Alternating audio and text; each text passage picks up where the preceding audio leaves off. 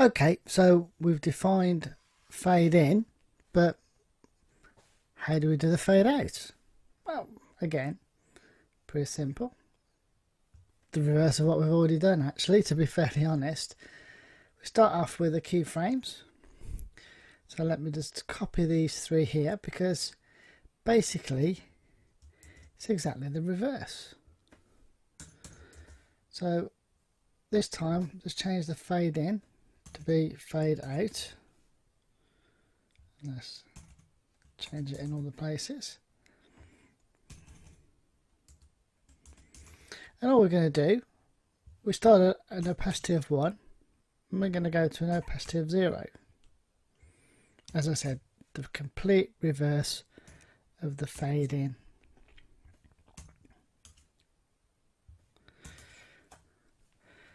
Okay, so now that's the keyframes done. In the next lecture we're going to write the CSS, which you can probably guess again is very similar to the fade in. Okay, so let's define the fade out class. Now, as I said, it's going to be very similar to the fade in one. So to save us a bit of typing, let's just copy this and let's paste it.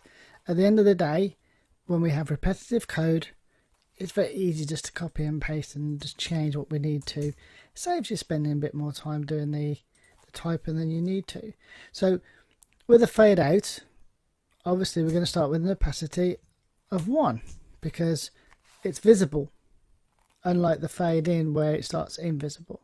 And then all we're going to do, we're going to change these fade ins to fade outs. And then final one, and we'll just do the one above. Seems I've messed up. Obviously my keyboard jumped there. So there we go. That's created the fade out class, and I can use that class wherever I want to use the fade out functionality. However, in the example you saw earlier, I had it on a hover. And what I did in that case, I actually created a new class called 3.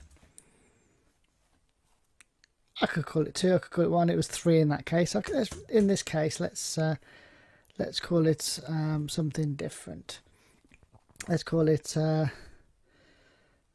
my fade out. Okay, and then I add that on the hover functionality, and then all it is just to copy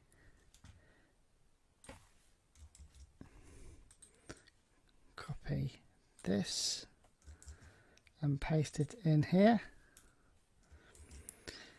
So now I have this new class called fade out, and on the hover it runs this code. So let me take that and let's add that to something within our code.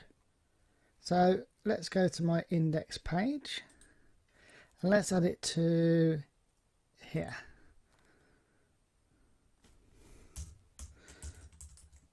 My fade out. Okay, that's what it's called, my fade out. So now whenever I hover over this newsletter, it should fade away. Let me just go to the page, let's do a refresh, or fades in, and then that fades out whenever I hover over it. You can have a bit of fun with people, can't you, on that stage? It's like, oh, sign up for our newsletter. Oh no, you can't. Oh no, you can't. So yeah, as you can see, you can actually have a bit of fun with the fades out and fades in. Very simple to do, they're just the reverse of each other. Okay, so the next thing I'm going to do is I'm going to change the menus here to go from this grow to the rotation that you saw in the example. To do that, first we're going to do the keyframes, and then we're going to move on to do the code bit afterwards. So going back to brackets, let's go back to our style.css, and then this one's going to be rotate. Okay, I'll just put that in there so as you know, because this starts where the keyframes start to get a little bit bigger and more complicated. And again, we have to repeat them 3 times. Let's start with the first one. Let's call this one my rotate. Rotate, if I can do the keys there. Now, I'm going to do this in just 4 steps. Okay, you could do this in a number of steps to make it smoother, but I'm actually just doing it in 4 just to show you for quickness. So the first one, the first keyframe is at 0%. Okay, and at that 0%, what we're going to say is the transform rotate is going to be at 0 degrees. Okay. The next step, I'm going to say 25% of the rotation, or 25% of the animation, I should say.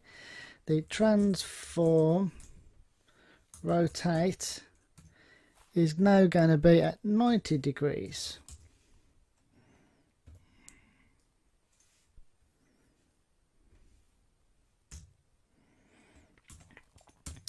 Then at 50%, and you can see where this is going in a second, my transform rotate is now going to be at 180 degrees.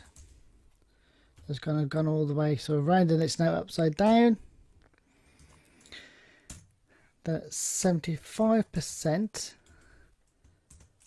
transform rotate is now going to be at 270 degrees. And finally at 100%, my, let's make that closer, transform rotate is now going to be at 360 degrees. Now, as I say, you could actually make that in smaller steps. You could say 10%, 20%, 30%, and have smaller turns to make it a little bit smoother. But I'm just doing this for quickness. I'm just going to have those 4 steps, and then what I'm going to do is I'm going to repeat this and add my minus WebKit on that one, and then my minus Mars. So there you have it. That is our keyframes for rotate. In the next lecture, we're going to be using those to rotate the menu buttons.